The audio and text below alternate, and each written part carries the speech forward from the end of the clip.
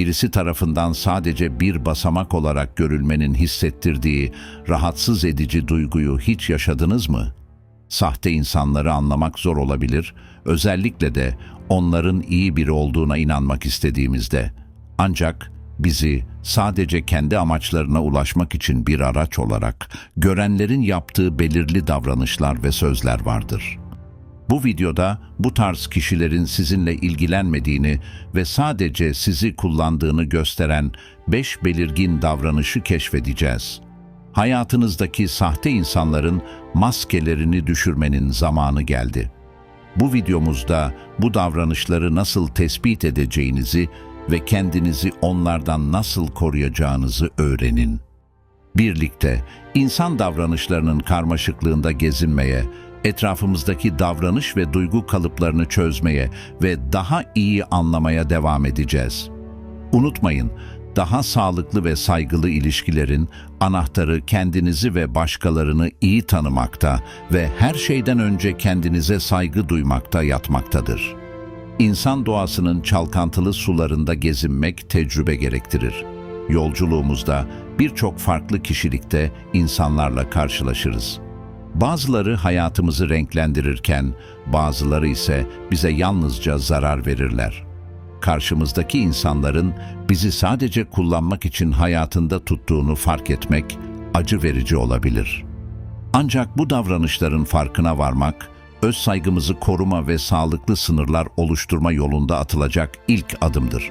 Size değer vermeyen ve sizi kullanan kişilerden uzaklaşmak, öz saygı ve öz sevgi sürecinin bir parçasıdır.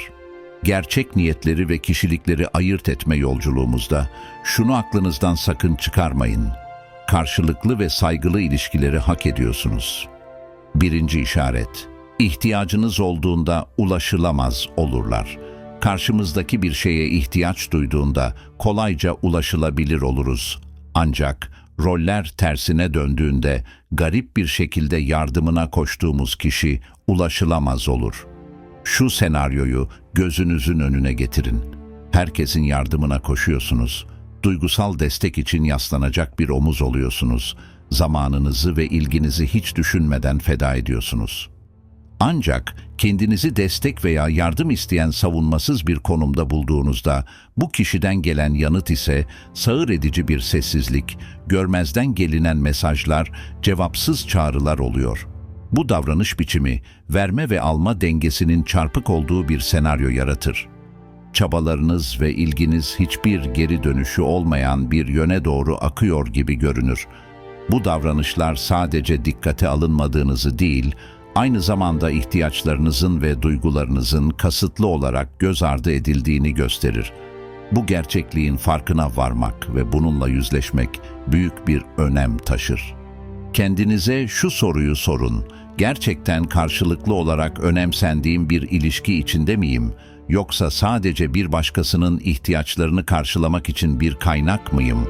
Öz saygı burada devreye girerek bizi ilişkilerimizi yeniden değerlendirmeye ve düşünmeye zorlar. Sizin için orada olmayan biri için emek vermek yerine enerjinizi kendinize yönlendirmek çok daha iyidir. Sizinle ilgilenen insanlar ile ilgilenin. Enerjiniz ve zamanınız kısıtlı. Gerçekten önemli kişilere harcadığınızdan emin olun. Videoyu buraya kadar izlediyseniz yorumlara "kimse beni değersizleştiremez" yazın. İkinci işaret, size karşı ilgisiz olurlar. Gerçek ve samimi dostlar hayatlarımıza, duygularımıza ve deneyimlerimize gerçek bir ilgi duyarlar. Hikayelerimizden keyif alır, sevinçlerimizi paylaşır ve zor zamanlarımızda bize destek olurlar. Ancak fırsatçı biri size karşı sadece yüzeysel bir ilgi gösterir. Bu kişi nadiren de olsa gününüz, duygularınız ya da hayalleriniz hakkında sorular sorar. Konuşmalara katılımlarının tek bir odağı varmış gibi görünür: kendileri. Tartışmalar sadece kendi deneyimleri ve ihtiyaçları etrafında döner. Bu davranış rahatsız edici bir ilişki ortaya çıkarır. Sesinizin ve hikayenizin yalnızca bu tek taraflı çıkarlara bir şekilde hizmet ettiğinizde değer taşıdığını hissetmeye başlarsınız. İlişkideki rolünüz onları dinlemek için bir izleyiciye veya hayatlarını kolaylaştırmak için bir kaynağa dönüşmüştür. Bu kişilerden ilgi görmek, kim olduğunuza değil, ona neler sunabileceğinize bağlıdır. Bu farkındalık acı verici olabilir. Ancak kişinin kendi haysiyetini koruması için çok önemlidir. Kendinize şu soruyu sorun: adil ve samimi bir alma-verme dengesi içinde miyim, yoksa başka birinin hayatında sadece yardımcı karakter olarak mı görülüyorum?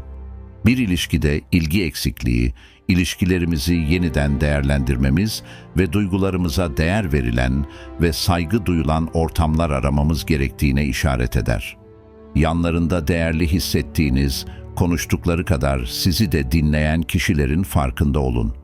Sizi başarılı olduğunuzda kutlayabilen, zor ve stresli zamanlarınızda yanınızda olan kişileri hayatınıza alın.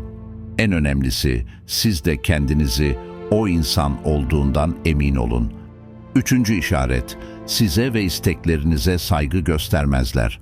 Her anlamlı ilişkide iki yönlü bir yol olan saygı değişmez bir unsur olmalıdır. Gerçek bir arkadaş hayatınıza ve sınırlarınıza saygı gösterir. Ancak sizi istismar etmeyi alışkanlık haline getiren bir kişi bu sınırları göz ardı etme eğilimindedir.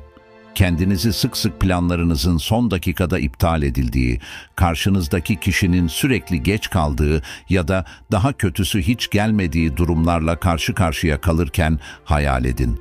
Görünüşe göre her zaman kendinizi onların rahatlığına ve isteklerine göre şekillendirmeniz beklentisi var. İhtiyaçlarınızı ve zamanınızı görmezden gelen bu davranış, bu kişinin size ve ilişkinize değer vermediğinin bir kanıtıdır. Bu davranışlar, bencillik ve düşüncesizliğin en önemli işaretleridir. Bununla birlikte hata yapmanın insani bir özellik olduğunu kabul etmek çok önemlidir. Hepimiz bir noktada bencilce davranabiliriz. Sizi kullanan bir kişiyi diğerlerinden ayıran şey, bu eylemlerin zaman içinde süreklilik kazanması, kabul edilmemesi veya değişmek için çaba gösterilmemesidir. Bu işaretlerin farkında olmak ve bunlara nasıl karşılık verileceğini anlamak büyük önem taşır. Zararlı bir ilişkinin varlığının farkına varmak, ilişkilerinizi gözden geçirmek, duygusal ve zihinsel sağlığınızı korumak ve istismar edilmemek için çok önemli bir adımdır. Dördüncü işaret, size karşı her zaman sınırları olur. Sizi kullanan bir kişi, derin ve anlamlı bir bağ kurmaktan kaçınma eğilimindedir. Bu tür bir ilişkide şu davranışları fark etmeye başlayabilirsiniz. Konuşmalar genellikle önemsiz konular etrafında döner, daha derin ve daha kişisel konulara girmekten kaçınırlar. Bu insanlar sınırlarını iyi korur ve duygularını iyi bir şekilde kontrol ederler. Bu görünmez duvar, ilişkinin daha samimi bir güven ve dostluk seviyesine dönüşmesini engeller. İlişki, uzun bir süre sonra bile bu kişiyi tam anlamıyla tanımadığınızı fark ettiğiniz sürekli bir başlangıç durumunda sıkışmış gibi görünür. Bu, karşı taraf için ilişkinin bir öncelik olmadığının ya da gerçek bir duygu paylaşımına giden bir yol olmadığının açık bir işaretidir. Bu davranışlar, ilişkilerinizin değeri ve derinliği üzerine düşünmeniz için bir davettir. Yüzeysel bir bağın farkına varmak, bilinçli kararlar vermek için bir rehber görevi görerek iç huzurumuzu korumamıza ve samimi ilişkiler aramamıza olanak tanır. Beşinci işaret, zor zamanlarınızda yanınızda olmazlar. Sağlıklı bir ilişkinin özü genellikle iyi günlerde değil, kötü günlerde ortaya çıkar.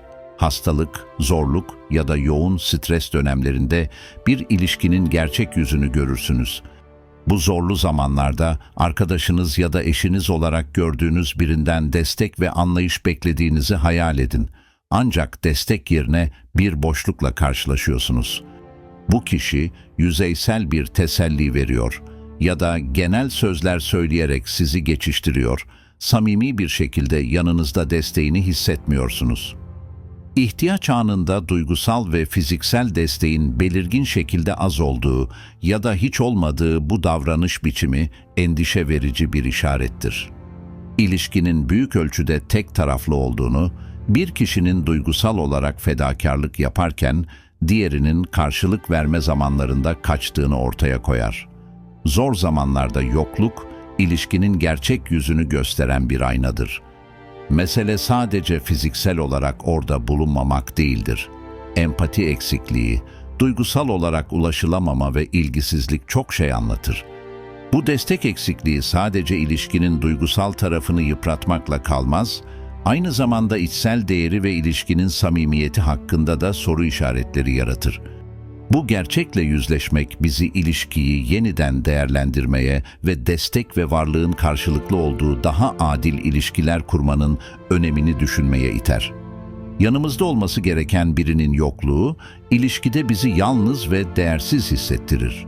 Bu zor zamanlarda bir ilişkinin gerçek derinliği ve samimiyeti test edilir. Bizi kullanan birinin duygusal bağlılık ve dayanışma eksikliği, değer görmediğinizin açık bir göstergesidir. Daha sağlıklı ve dengeli ilişkiler geliştirmek için net sınırlar belirlemek çok önemlidir. Hayır demek, sağlıklı bir ilişkinin temel unsurlarından biridir. Kendinizi rahatsız veya baskı altında hissettiğinizde, kendi sınırlarınızı net ve doğrudan bir şekilde ifade etmeniz çok önemlidir. Sizin için neyin kabul edilebilir olduğunu tanımlamak ve bunu kararlılıkla sürdürmek, kendinize saygı duymanın ve duygusal sağlığınızı korumanın bir uygulamasıdır. Kullanıldığınızı hissettiğiniz durumlarda açık ve dürüst iletişim büyük önem taşır.